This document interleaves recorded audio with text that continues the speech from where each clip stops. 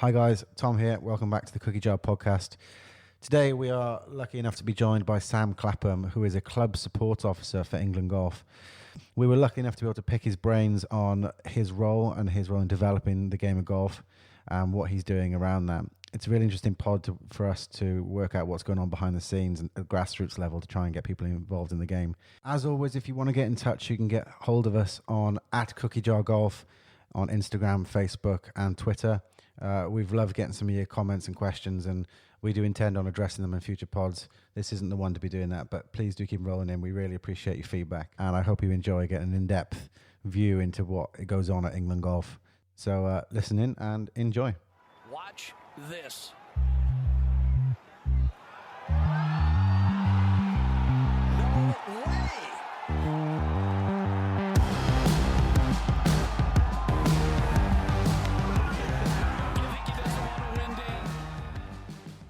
Hello and welcome back to the Cookie Jar podcast. Today I am delighted to be joined by Sam Clapham, who is the club support officer for England Golf. Welcome, Sam. Thank you for having me. Hi, Sam. Hi, Sam. How are we doing? Really well, Sam. mate. As always, Cal. we are joined by Sam Williams, Hello. Cal Wing, Hello. Hi, Cal. and Bonjour. Bruce again can't be bothered to turn up. Law school. We're going to call Sam Clapham Claps from now on because the two Sams are going to make things slightly confusing. So we're going to call Sam Williams Sam and Sam Clapham Claps. So, Claps. Tom. Tell us a little bit about yourself. Well, I'm the club support officer for England Golf. I started playing golf with you, Tom Mills, about 5-6 years ago. We both started our golf journey as fairly average golfers and came down pretty quickly, still pretty average at times. But yeah, that's where we came to with our golf. I've been working in sports development now for about 10 years. First started out in schools, working with PE departments, and then moved on to work for the RFU for the last 8 years as a rugby development officer, which was awesome. But then as my rugby career started to fall to one side, as injuries and age got in the way, golf became my main sport. And then an opportunity came up last year to start working with England Golf and grasped it with both hands and loving it. What a transition. How have you found it? Have you found that, totally different sports, but I suppose nature of the role similar? How's it been transitioning over the last few months? Yeah, so the role itself is really similar. I mean, the guys that are involved in golf and the guys that are involved in rugby, there's a lot of similarities. But sports development. So going around talking to people about how clubs could be better, how we could improve our offer, how we could make a member's experience better. It's similar conversations. But I think having the passion for golf now makes those conversations so much easier. Wow. So what was it that got you into the sort of sports development, that sort of side in the first place? Well, always been sporty. You know, I was that annoying kid at school that was just gagging for PE lessons, turning up to every after-school club going, always knew I was going to do something in sport. Good at lots of things, but expert at not very much. Correct. Never found his specialty. Is that a bad thing? No, I think jack of all trades, master of none. What we should always do is bring guests onto the pod and then slate them within the first 5 minutes. I Oh, always it's think okay that's if quite we're nice. pals. Rounders, netball, what are we talking? Given half a chance, Cal. You should see me in a netball skirt, honestly. So you're always pretty good at sport. Yeah, so always been sporty. I never really wanted to go and do the whole 9-to-5 office thing, so wanted to be involved in sport. Got the opportunity to get involved in sports development, loved it. Loved talking to people about sport, trying to get my passion across. So yeah, that's sort of the way I went and fell into it, and so lucky to be involved in it. It's something that, you get out of bed every day really excited to do. When did you start playing golf then? So what age? And so when did it grip you? Like, what point did it cease being just like something you do occasionally to being like, I want to do this for a living now? Yeah, so classic. I was a classic sort of society stag do golfer. Every now and then get together with friends for years and years. But then as rugby became something that, I was waking up on a Monday morning feeling like I've been hit by a bus. And, getting to my late 20s, early 30s, it became the sport that actually, golf was the thing that I wanted to be doing more of. And I was that person that once I was into something, grasp it with both hands as much as possible, play any opportunity we can. First handicap? First handicap, 25. Respectable? Yes. What was your first club? First club was Mentmore Golf Club, which is sadly no longer with us. I'm not sure if there's a correlation between Tom and I joining there and their demise shortly after. But Mentmore, we've never really gone into depth about Mentmore. We've had a shout out on the previous pods, though. Yeah, we haven't have. I think? Yeah, but what happened was we joined maybe a year in that it folded. oh yeah, maybe less than that. But what they started doing, I mean, it was generally horrendous, is they started throwing out these memberships. You remember these 5-year memberships you could buy for like $3,500, and everyone was piling money into this for these 5-year memberships. And then the owner of it was like, "Okay, I've got all this 5-year membership money. See ya." Just I'm off. just declared bankruptcy, and all these guys like just dropped like $3,500 on I this. always think the sign of a struggling golf club is one that's going out with heavy cash calls for longer tenure with members, and that's at all levels of golf. I mean, Loch Lomond, probably one of the biggest sort of parties on this one, sent out huge ask for debentures off members, and then kind of very quickly that then got downvalued. I think people got some money back, but Well, the thing is with all of those types of things, there are sort of short-term money for not sort of long-term gain. It's going to dig them out of a hole, but it's not good for them long-term. Even if they manage to survive that initial thing, but a lot of people got screwed out of that, didn't they? I remember. Big time. It's not a sustainable business model, is it? Not at all. Going cap But, in hand every now and then. So Sam and I were actually skiing one year, and you got an email through, didn't you? You said to me, "Mate, have you seen this email from Mentmore? We haven't got a fucking golf club anymore." And I was, It was literally out of the blue, wasn't it? Yeah. So we were there planning our round the next week. We got an email saying, "Yeah, the club's closed." they had like 950 members. It was a bit of a shocker, I wasn't think it? that's really sad, though. Actually, like joking aside, we've talked about it a couple of times now with clubs closing and stuff, but that's properly annoying. And Like, you you don't see it happening with gyms without prior notice. You wouldn't expect, I don't know, your local gym like David Lloyd, if you're in the UK, if that means anything to you, just send you an email and say, "FYI, we're closed." Just don't turn up anymore. Yeah. Whereabouts in the country was this? So Buckinghamshire or the Okay. Hearts-Bucks Yeah, border. Hearts-Bucks border. Yeah. Excellent. But do you know what the really interesting impact on Mentmore closure was?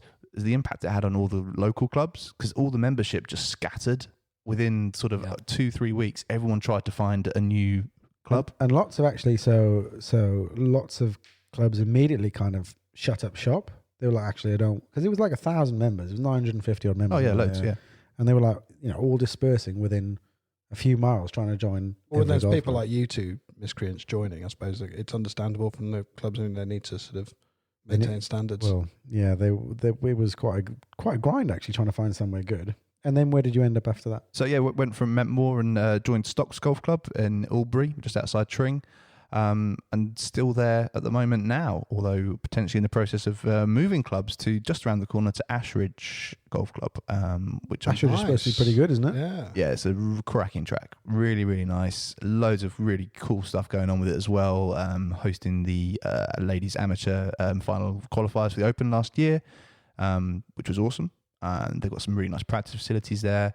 It's only 10 minutes up the road from me. It's probably somewhere that when Mentmore closed, if we'd been a bit more, had a bit more nous about us. I think we did try, but I think we were a bit impatient. I think that was the problem. Yeah, two 25 handicappers just desperate to play. The idea of an interview and a playing interview was In our, Neither of which doing any work. in just our looking for royal and golf. awesome trousers. Whoa. I think we've got a button for that. Hang on. So that was us. So then you obviously now have gone into the club support officer for England Golf.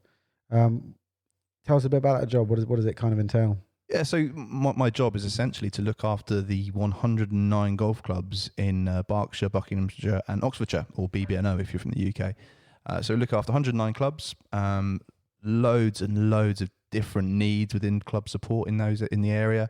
Obviously, we've got clubs like, really well-known clubs, championship courses with like Woburn, places like that. And then we've got municipal 9-hole courses, which need different levels of support. So it's really varied. And what type of challenges does that bring to you in terms of the sort of skill set you need to bring? Because obviously it's very different for the munis than it is from the pretty established clubs. Yeah, I think the real challenge is being able to go in and add value to a club, regardless of what the club currently offers, and getting clubs to be self-aware is probably the big thing. So if we go into a local municipal 9-hole course, actually getting them to understand what's success, what are they trying to do. It's not necessarily always a numbers game. And then places like Woburn, I'm not going to go in there and potentially tell them how to change their business model because they're a hugely successful golf club, but I might be able to support them with, safeguarding or something along those sorts of lines, maybe some governance changes that might have an impact. So it's really just more of a sounding board for golf clubs. Any sort of development needs they have, they can come to me, talk to me about what they would like to do, and I can talk them through the process and how we might support them. So just sort of building on that then, Claps, for a lot of normal, certainly in the UK, kind of club golfers, people who play the game regularly, in England golf is probably something they see and don't necessarily touch or have any interaction with. Mostly it's with their clubs and with their golf clubs themselves. What is the actual stated aim with England golf? How does that interact with other membership bodies like, the PGA, the R&A, the other governing bodies that are around? Yeah, so I mean, all those governing bodies, including England golf, ultimately we're trying to grow the game. We're trying to get more people playing more golf on a more regular basis, and if we can do that, then golf's in a healthier position. I think probably sometimes from a golfer's perspective, we don't necessarily have that link to England golf. An average club golfer might not understand A, England golf exists, or B, what do they do? Until recently, a lot of golfers wouldn't necessarily be aware that every member of an affiliated golf club gets insurance through England golf. So you have public liability insurance as part of your affiliation fees. So every club golfer in the country has public liability insurance. So you're telling me if I spray one out of bounds and take out someone's car, I'm covered by England golf? I'm telling you when you do that, Tom. You are covered by England golf. Touche. Well, it's only a matter of time, isn't it? So in terms of, I mean, you work with a broad range of clubs from the sort of cheap and cheerful ones to the uber exclusive ones. What are the biggest challenges then you face? Is it harder to get the 0.1% out of the top clubs than it is to sort of improve one of the lower, the cheap and cheerful ones by 5%? What are the biggest challenges you come with day to day? I think probably the biggest challenges that I come across in my role is probably for those more established clubs, getting them to understand that my role isn't to come in and tell them how to do their job, because there are some really, really experienced, fantastic general managers out there, committee members doing a fantastic piece of work. I'm not there to come in and tell them to change what they're doing. I'm there to support them and potentially provide some guidance around some certain issues. I guess what you're saying is their challenge as a club is your challenge in many ways, and whatever that challenge might be. So, I mean, and I don't think actually even really established golf clubs are, I think it'd be naive to say the most established golf clubs are completely set. I think it's probably even the opposite picture in some respects. So I guess you kind of, you've got all sorts of things that you have to work with and manage with clubs on a different level. It's not just a case of their status in ranking or... Yeah, definitely. Yeah, absolutely. I think the clubs that are those established clubs that maybe we think don't need any support, those are the ones that are standing still. And society, the game, the membership, everyone's moving forward. And if you stand still, you'll get left behind. So those clubs that aren't thinking about the future necessarily, they're the ones that could, although they look fantastic now, could in 10, 15 years, not be in a stronger position. So in terms of a day-to-day role, do you find the clubs are coming to you, or are you going to the clubs yourself? And in terms of are the clubs getting in contact with you, asking questions, or have you got to keep an eye on a remit of clubs? Good question, Cal. I think it's a real mix. I think sometimes if clubs are proactive and aware of England golf, then they're really good at getting in contact and saying, we've got this potential issue, or we've got this on the horizon. What initiatives have you guys got? What could we work with you guys on? And go down that process, which is great. And that's what we want. We want clubs to come to us and say, let's work together, because that's what we want. We're all working towards the same goal. I think the challenge is potentially making those clubs or other clubs aware of what the support that's there. They're aware that there's actually what's available to them. That's probably the biggest challenge for us. Because I'm having a random guess. I'm thinking BB&O, something towards maybe 100 clubs? 109. I only need to listen, Cal. Only need to listen. Sorry, I was not stare vacantly into the TV. Daydreaming. No, I think you were watching Darren Clark, hole in one. That was pretty good. It's pretty good. Not great. bad. Yeah. 10% out. But I suppose Cal would know that because he played BB&O junior golf, didn't you, for a long period of time with, was it Joe Pepperell, Eddie's brother? Yeah, well, yeah, obviously, yeah, you dropped that one in there. Cal, just pick your keys up. You just dropped something. Yeah, I mean, they were both pretty good. But yeah, no, certainly played Played that for 2-3 years, and You'll probably Brandon- see Cal around a lot of the clubs I'm guessing you visit on the way, Claps, in terms of like honour boards, probably see C-Wing sort of like dropped throughout a lot of the... Yeah. Yeah, I'll appear on a few random boards. Most will see sort of CL Wing as probably the only Chinaman on tour. That sort of Guess thing. what my new game is on club visits? Yeah. Spot Cal's name. But there'll be a little 2006 Oxfordshire match play champion there somewhere. Yeah. Wow. Imagine. Junior. management- Under 12s. That's about it. I peaked there, and then that was it. That's a double clang. I So- can't believe he's managed to get these in. Wow. Is this a separate game within the pod, so you can shoehorn in what you've done? Next episode, maybe we can recut some of this footage and do an interview on Cal and his I experience in think the so. game. I think we should just flip this Be around great for our completely now. listeners. I'm bored of claps. Minor point of order, just in Oxford. I'm guessing Hunter Combe is a club that you look after. Yep. Yeah. So Hunter Combe's actually got a fantastic honour board while we're on the topic. So next time you're Are you there, on this? Are you on it? seriously, no, I'm not on it. Oh, right. Am I hell? So Hunter Combe's got some really established names on there. People like Tim Henman and stuff who've won club championships. So I think next time you're there, Nice. yeah, have a little check out. I think there's like 3 essentially British Open champions, but across different sports or something like that. It's an incredible stat. Awesome. So what? Speaking of Honeycomb and the types of clubs what are some of the good tracks you've seen that maybe you weren't aware of before you went there that you've got to and thought, yeah, this is pretty decent. Maybe some of the hidden gems and things that you were impressed with, even though you thought you were expecting something good. Yeah, I mean, obviously, Woburn is a classic example of a club that's really well known. You see it on the Opens and things like that are happening out there that the people are attending and they're well televised, well known. And then there's a load of brilliant clubs out there that you've never heard of. And every time I go to a golf club, I'm always thinking, wow, I wish I had my sticks with me, or I wish I could have an extra few hours here to get out and play. Because I think every golf club is fantastic in its own right, in some way, shape or form. And every club that is self-aware enough to put their USP out there is probably doing pretty well. But some of the examples that I've been to that I've just been so impressed by, but Bearwood Lakes I went to recently, and that just knocked me for six, just walking around. The new practice facilities they've got there are fantastic. The layout of the course looks incredible. So that's They've got a the bit of bucket a list. Mizuno HQ there going on, haven't they? They've got the behind the range. They've got the Mizuno tour van Is that right? and do the whole club fitting experience. The facilities are unreal. It's a serious setup down there. Yeah, it's definitely worth popping your head in if you're in the area. By the way, I'd really recommend for any of our listeners who do go club fitting, I'd massively recommend manufacturer fitting. I think it's amazing. I did the Titleist fitting down in Cambridgeshire. Yeah, we did this. It's an eye. Absolutely fantastic. Going with a manufacturer, you'd think you're zoning in on your options. I know we're going slightly off topic here, but actually going to the manufacturer for a fitting is like candy shop galore. It's incredible. So, clubs, in terms of the challenges then within those clubs, so give us a sense. Are they all facing the same things? Are they all kind of... Does it feel very ubiquitous in terms of the kind of stuff that they're dealing with, or do you feel, and what are those challenges? Is it membership numbers? Is it the junior game? Is it, actually returning a better P&L? Are they finding people spending more or less money in the clubs? What's the kind of issues?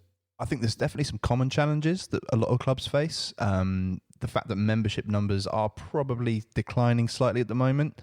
Interestingly, I know that there's been some facts thrown out there recently. Actual participation of golf is on the up, which is great. It's just how do we get those golfers to become members? And I think if all golf clubs are geared towards attracting new members, then we're going to be in a really, really strong place as a sport.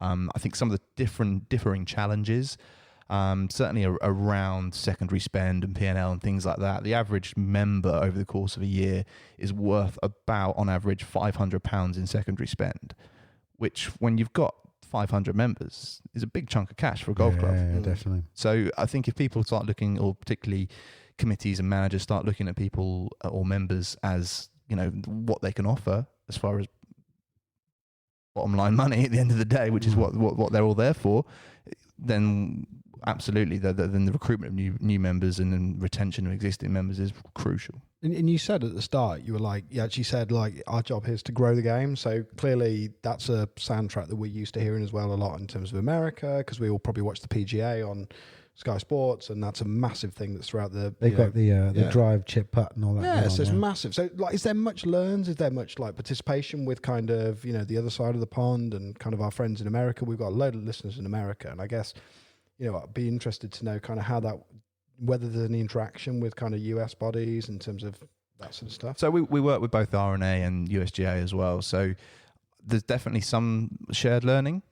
Actually, the challenges, whilst there was probably some commonalities in the UK, I think we have some pretty unique challenges, pretty specific challenges around aging membership, attracting new younger members into golf, particularly women and girls. Only 15% of members throughout the UK are female, which is just an incredibly low number. Well, yeah. Which, when we look at other sports and female participation, It's really grown, hasn't it? It's huge. It's a huge thing. If you look at football at the moment, women's football's having a massive boom. You look in other parts of the world, because I mean, like, I don't know, shooting off the top of my head here, I mean, the quality of golfers in the LPGA from Korea and the Far East is just unreal. Like, they seemingly got a complete stronghold on the game, and that, I don't know whether that's a byproduct of probably something 20 years ago where there's been a huge investment in the game. I don't know, but it does beg the question, I think. Well, it's a numbers game. When you've got that development pyramid, the more you stack the bottom, the higher the numbers at the top. It's a numbers game. If you have loads and loads of young female players out there playing the game, then ultimately the top of your pyramid is going to be bigger. so speaking about young people, I mean, it's not a bit of the game that I see a huge amount of. Was the junior golf? Is junior golf looking strong at the moment? Are you getting good participation numbers in junior golf? Yeah, definitely. I mean, the Golf Foundation do some fantastic work and different formats for new young players coming into the game. I mean, the Golf Sixes leagues that they run throughout the summer are fantastic for new players. So you have to either not have a handicap or have a handicap of 34 or above to take part. So it's literally new players into the game, had a series of coaching, and then go out and represent your club against other local clubs, which is fantastic. 6 holes. It's simple, it's quick and easy. A lot of it's done on a Sunday afternoon with parents. It's fantastic. I mean, I think that's great. So, I don't know. I was lucky. I played a lot of junior golf, so I got into it at a very young age. I'm looking across at Cal. I think you played golf as well For sure. at a really young Yeah, age. My summers were spent, a huge amount of junior open golf at £10 a person with lunch provided and breakfast and a dinner and £5 given to me to buy as much Diet Coke and Snickers bars as I could get in down my throat in that day. And, those were amazing. However, not everyone is spending that amount of time on the golf course. And I don't recall there being that whole sort of Golf Sixes. I think that's a fantastic thing. I mean, what else is there out there in terms of juniors? Do you feel the courses play to junior setups? Do you feel like, are junior tees well promoted? Are they trying to, do we make the game almost prohibitive for a certain standard and a certain age group? I think the real quick answer to that, Sam, is yes. I think sometimes we do make it prohibitive, and the answer to me is really simple.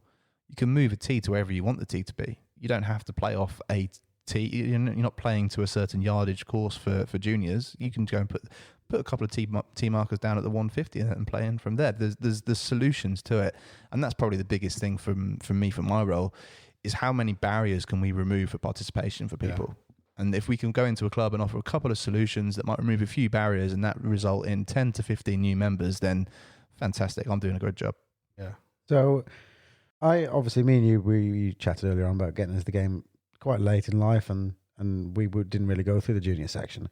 Someone once said to me that when you have a junior playing golf, one of the easiest ways to do it is just to let them peg it up for every shot. Is that something that gets promoted? Is that something is that really, really young golf where they can just tee it up? Take your shot, tee it up, take your shot, and just never going to breed ball strikers, are you? But I don't know anything about junior We golf. want flushers in the UK.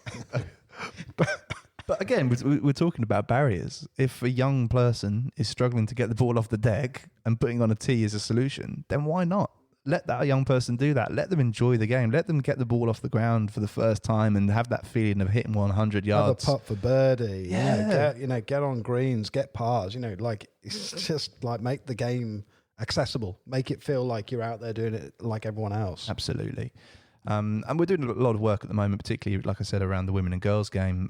There's a new initiative this year coming out called Women on Par, where new female players can go out and play in competitions, but the competitions aren't necessarily about the scoring aspect. It's about challenges within the game. So can you hit a fairway? Tick, here's a point. Fantastic. Can you get out of a bunker with one shot? Here's another point. Can you have a 2-putt on a green? That's another point. So just different ways of scoring, making the actual outcome a different outcome. I can see 4 people in this room that would get 0 points on that. My golf might not do so well. Sorry, with that type of thing. Claps. I didn't mean to cut across you. No, not at all. So yeah, there's things like that, just making the game more accessible, removing barriers. And, you know, we're all sat in here and the game's hard enough for us at times.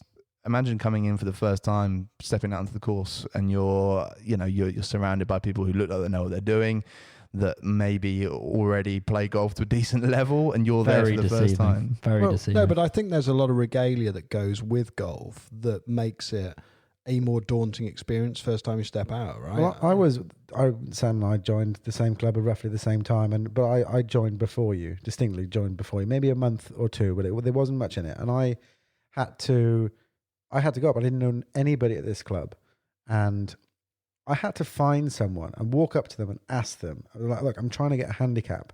Can I play with you? And, you know, they were playing a Stableford or something. And I was like, can I play with you?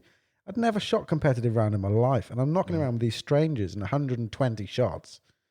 And you just feel really self-conscious, it's don't you? horrifying. I think golfers It's at any genuinely level horrifying. feel self-conscious, but if it's your first experience of feeling that way, that is another blocker. I think once you get through it, once you get through those first rounds and accept that we're all different standard. we're all different, You know, there are always better people out there than you, unless your name's Exactly. Brooks or Rory. You know, there are always better golfers. but it's a great social game. Definitely. And I think one of the big things that we're looking at this year is training buddies. So within a golf club, we're going to train a bunch of volunteers of buddies who are going to go out and support those new members and instead of that instance you had there, Tom, when you had to go and have that really awkward conversation with someone you didn't know for the first time, how much easier would that have been if you had half a dozen people at the golf club whose numbers you had, whose face were on a board that you could go and find, and they'd come and find you even and say, hi, welcome to the club. I'm going to take you out for your first round. Here's my number. I'm going to go practice on Thursday. Do you fancy coming with me? And actually, I'm going to pick you up as well. Made my life a lot easier, yeah. How much easier would that have been? So we've got a load of training at the moment around how we're going to work with our volunteer workforce of buddies who are going to be out in golf clubs and supporting those new members and, removing one of those barriers. But I don't think it's ignorance. I just don't think they think about it. You know, like, oh, a lot of clubs that are established or whatever, they're just thinking, people join here, and if they join here, they must know some people and they can play some golf. They're not thinking about, oh, this guy might not know anybody and he might, struggle to get a game. Well, it's like we've got that rule at our club where no one is left in the bar. Yeah. Sort of everyone will get a game. And, which is great. It should be inclusive. Roll up, no fixing, no one gets left in the bar.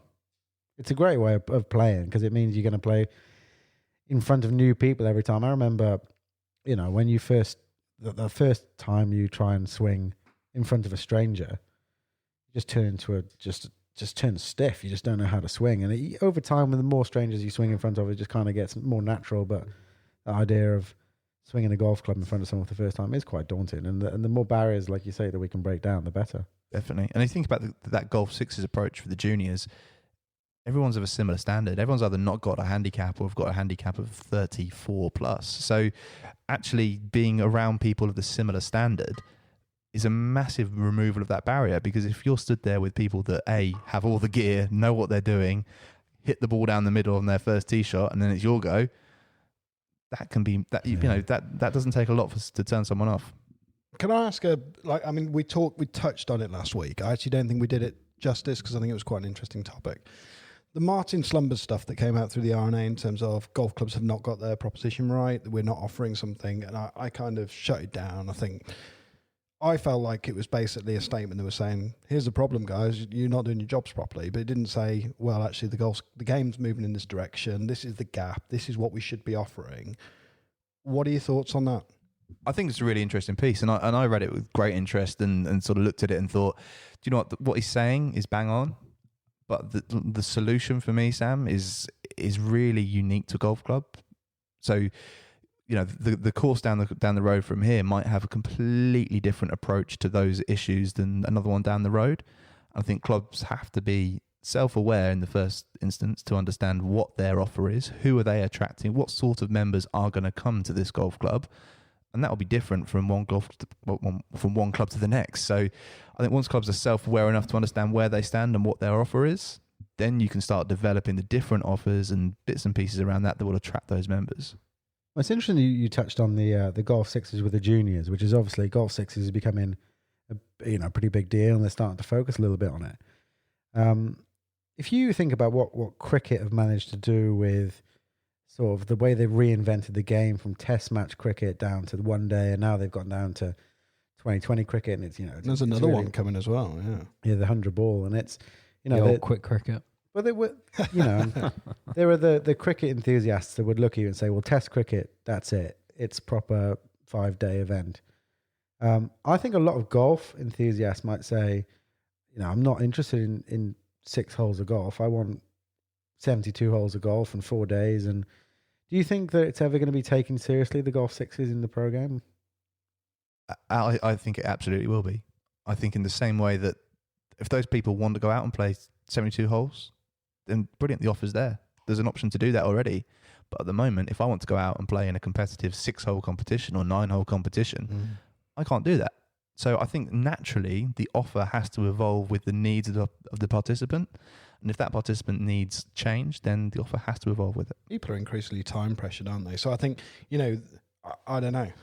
I'm a guy that can always do with more golf. So I would happily play on my lunch break for 45 minutes in a format that was geared up in and around near where I work. I'm not saying that's one, geographically possible, but or two, going to be approved by my boss. I do, however, think if there was something where you could enjoy golf on whatever standard in 40, 45 minutes, I don't know what that would look like, whether that would look like kind of cordoned off 6-hole par 3 contest where you collect a sand wedge and a putter, and it's completely municipal and it's £5 and you go and have fun. Can I just jump in? This is something I don't know the answer to. The new world handicap system, would it allow for 6-hole golf? So for the world handicap system, it has to be 9-hole minimum. 9-hole minimum. So you can go out and play in a 9-hole competition, and that will impact on your you couldn't play a 6-hole golf sixes and put something in. Not at the moment, no. I just wanted to pick your brains on something I haven't quite got my head around yet. Probably my fault. I just haven't really dived into to reading all about it. The new handicap system. WHS World Handicap System. Yeah. Coming soon to you, November. So I hear words like slope.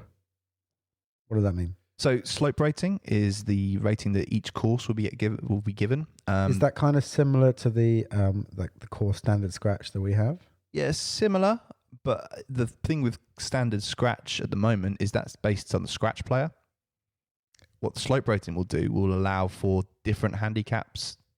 Okay. And will therefore actually have a rating that is relevant to everyone. This is the rating that goes up to like 130 odd, 106, 140 odd. That's right, 130 sort of average. And is the rating based on the course you play at? Correct. Example? Yeah. So each course will have a slope rating.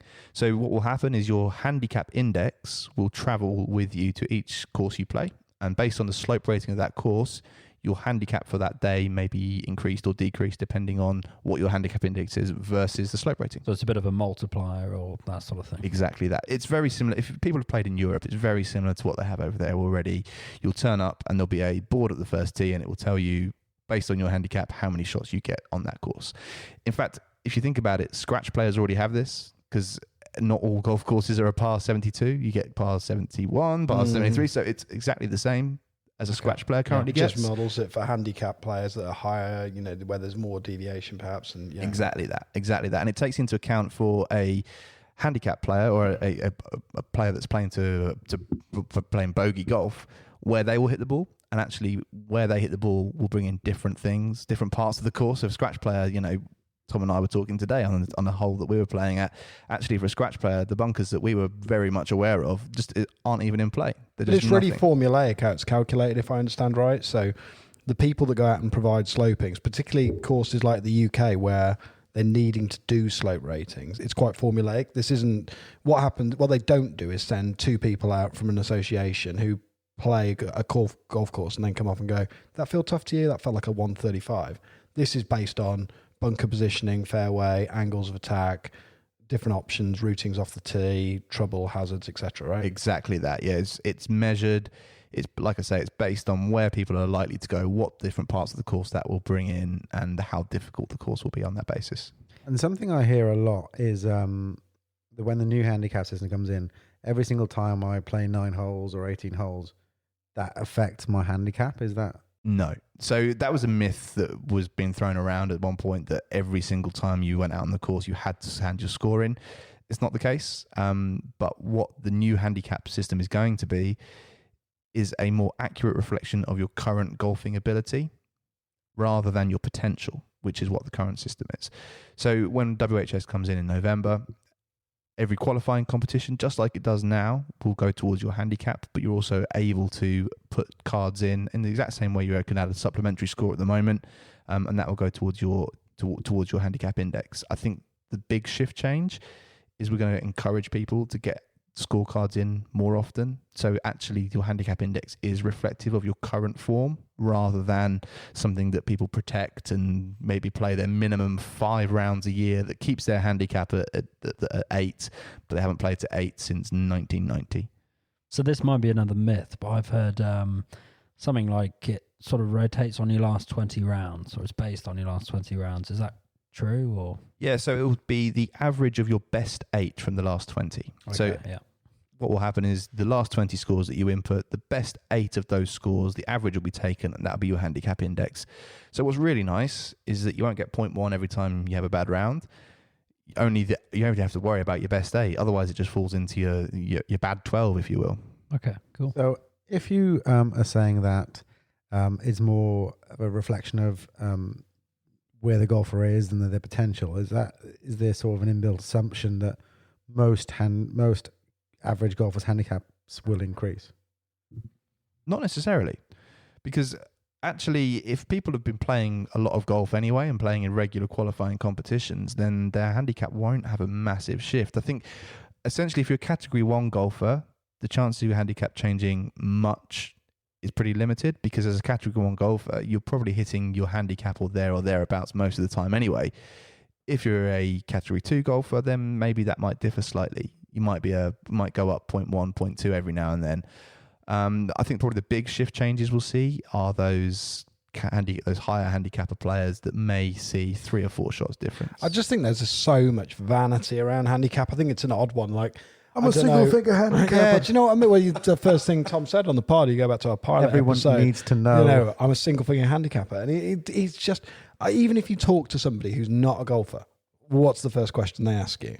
What do you play off? There you go. Every time. And there's so much vanity associated with it. And I think that this will probably help it, make it more of a universal statement. People will always still obsess over the number that qualifies their existence in golf, right?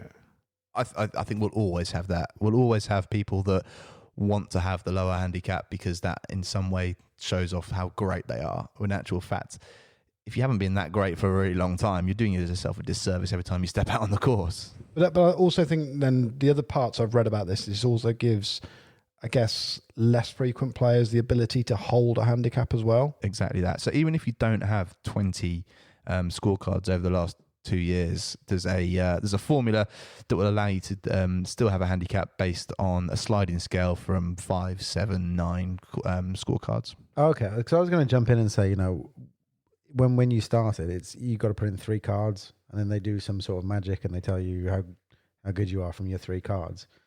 Is that going to be the minimum amount you can play now to get a handicap? Yeah, so you can still put 3 cards in and get a handicap index. The magic will still be there, Tom. Don't worry. We're not taking the magic away from the handicap set. I just really don't want that fingernails on a mirror for Tom on single figures. He's clutching onto it at the moment. I've done since I rinsed Sam on calculating his handicap. Ooh. I've gone back and had a little look at what's going to happen to me, and you're going to go up or down? I feel I'm going to be the dreaded double dig. No, really? I think so.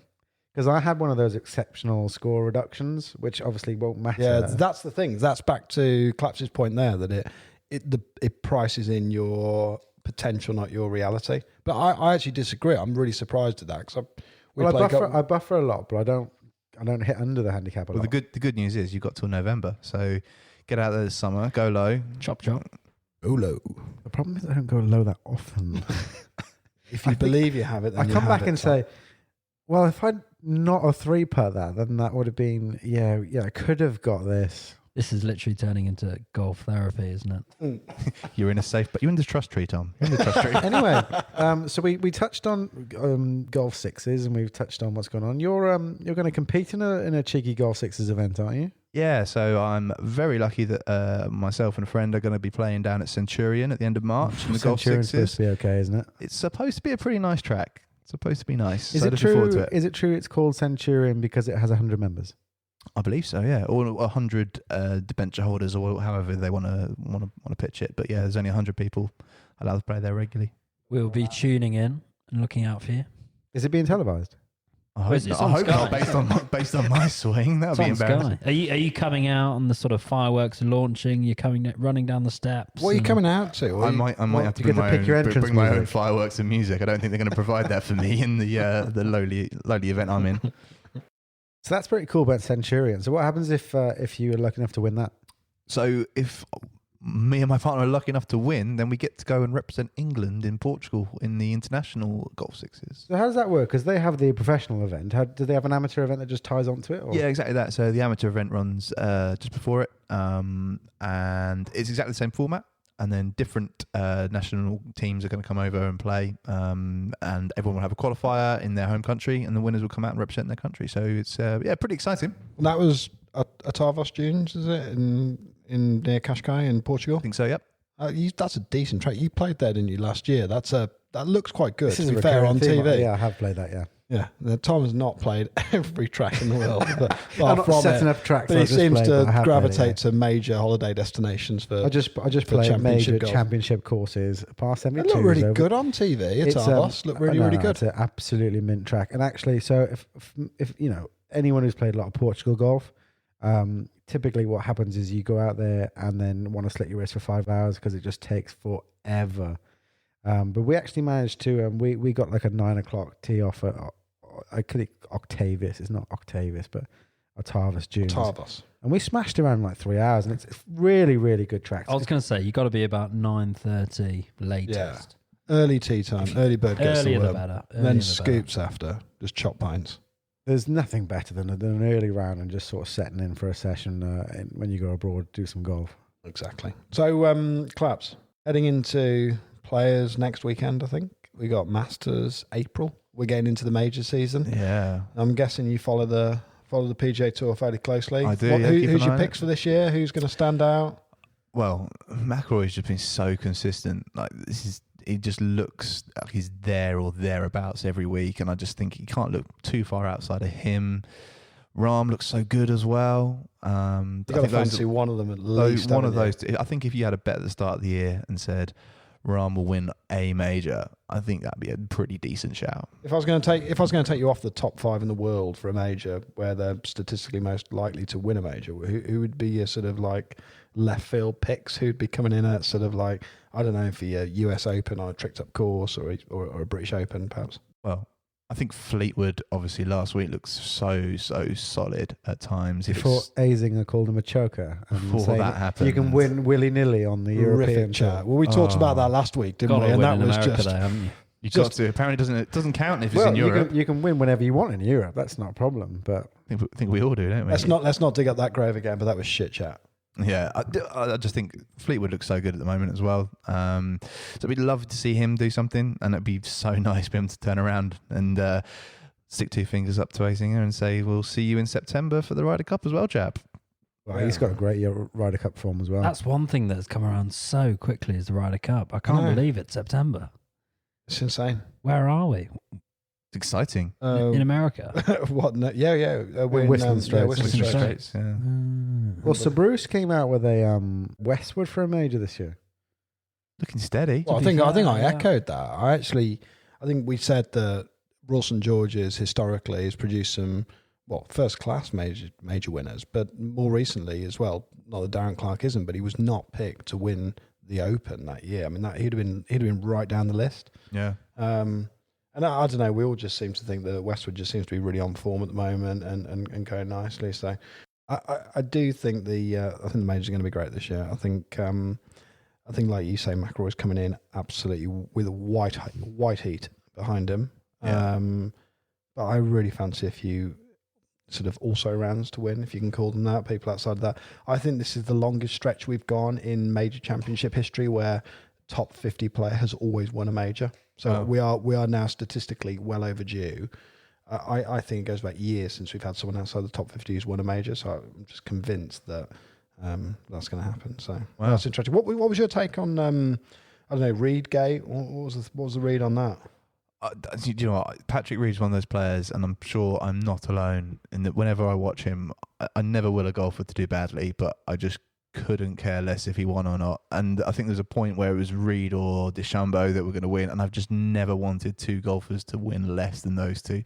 Just something unlikable about both of them for me. Yeah. I don't know what it is, but I think the whole thing around Reed Gate, it dragged on for so long. I think it's just had a massive hangover, and I can believe exactly why he's getting called on it, because I think it's just unbelievable what he did, and the fact that it's just not been addressed. I think that's kind of, I mean, it's just been a massive hangover in the game, hasn't it? So yeah, and I think there are certain parts of our game that are so important, and when that sort of thing happens, then people are going to call them out, and rightly so.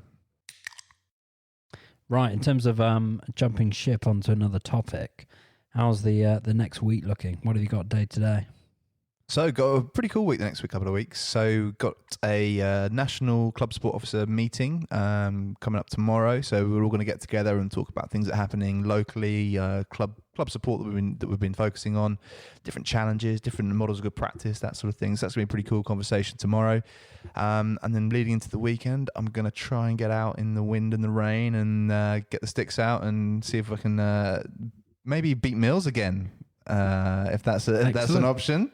No. That might happen. That was one time. Might happen. just one time. That was one time. You heard it here first. So definitely going to get out and play. And then next week, got a few club meetings.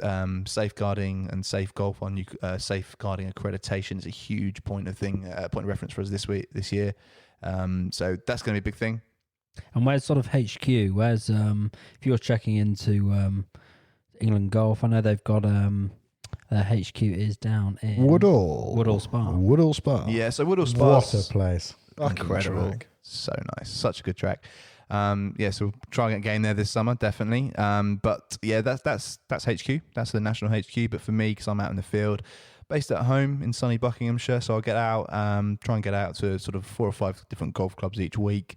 So that's what we'll try and do over the next week or two. Sounds tough. Can I just ask about Woodall quickly? A massive renovation there, I've heard, fairly recently, last 2 years, I think. Yeah, that's right. Have you been down? Yeah, I went down there with a few boys. That would have been October 2018. Lincolnshire Way, isn't it? I think it's the Hodgkin course, which is which is a phenomenal track. It's beautiful. Amazing. Well worth around. And then they've got, I can't remember the name of the second course, but Bracken. and that's it's still great. It's a little bit more fun, a little bit more forgiving. Obviously a lot newer, but it's brilliant. It's still, that's just offers a completely different challenge. It's a massive contrast between the two of them. Yeah. But great fun, and the clubhouse is brilliant, and they've got accommodation on site and little dormy rooms, and Everybody loves a dormy room. brilliant. And then you sort of go to their range, and that's where they really home on the elite sort of England teams, and they've got gym on the range, they've got everything. Yeah, the practice facilities there are unreal. The range is fantastic. They've got the indoor putting studio with the movable greens and all that sort of stuff. Yeah. It's incredible. And the short game area out, the Tavistock short game area is really, really cool. Well, it sounds like you don't really have an excuse for not lowering the handicap this year, Claps. And with the resources around you, I mean, it really is England Golf are doing everything to get you down to sort of category 1 as we can hope for, really. Yeah, hopefully at some point soon I'll get on a little run and get some good scorecards in. Hopefully before November as well on WHS. Where are you looking to get your golf? What's come on? Where do you want it to be in the next couple of months, next couple of years? So for me, I'm desperate to get down a few more shots because I think Where that's are you where currently? my game Have we is. touched this? Where are you currently? 12. Okay. So bang average, but I'm the 12 handicapper that can shoot 4 over or shoot 24 over, and that's the challenge. Considering you play rugby for like the last 20 years, then that's pretty good. Yeah, it's okay. It's there's definite room for improvements.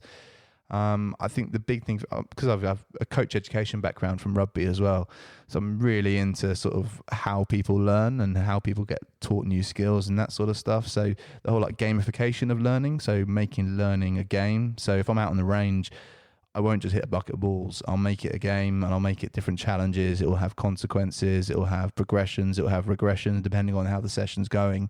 I think that's a really cool and interesting way of making golf practice more fun. Which for me is huge. On the rugby training side of things, obviously it's all about strength and whatever else. And have you found that you've had to sort of improve flexibility and whatever else for golf? Have you found a bit of a difference with that, or are you still weight training and everything else that you were doing for rugby? Or do you know what? I'm not at the moment. I had an Still carrying a bit of holiday weight. Double ACL. I had the old ACL injury last year, so I'm still won the US Open. Yeah, so rugby injuries aside, it's not had a huge impact on my golf game. Definitely, I think you can improve your flexibility. Having being up for 20 years, I think that's a definite bonus. Well, we really enjoyed it, and thank you so much for coming on the pod, Claps. It's been a pleasure. Appreciate your time. It's been awesome being on. Thanks, guys. I've enjoyed it. Thank you very much, Claps. It's been a pleasure. Cheers, guys. Watch this.